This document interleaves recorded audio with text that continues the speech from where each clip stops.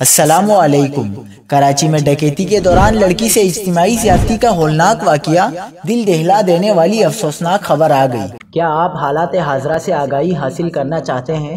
خبر کے پیچھے چھپے اصل حقائق جاننا چاہتے ہیں تو ابھی سبسکرائب کیجئے جلمل پاکستان کو اور ساتھ ہی گھنٹی کے نشان پر کلک کر دیں۔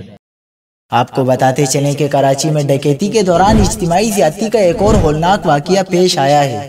پولیس کے مطابق واقعہ سرجانی ٹاؤن کے سیکٹر 7A میں پیش آیا، جہاں 6 ملزمان گزشتہ رات 2 بجے گھر میں واردات کے لیے آئے۔ اس دوران 4 ملزمان گھر کے اندر داخل ہوئے اور 2 باہر موجود رہے۔ پولیس کے مطابق اہل خانے نے دعویٰ کیا ہے کہ ملزمان نے گھر سے رقم اور سونا لوٹا، پھر 2 ملزمان نے 17 سالہ لڑکی سے اجتماعی زیادتی بھی کی۔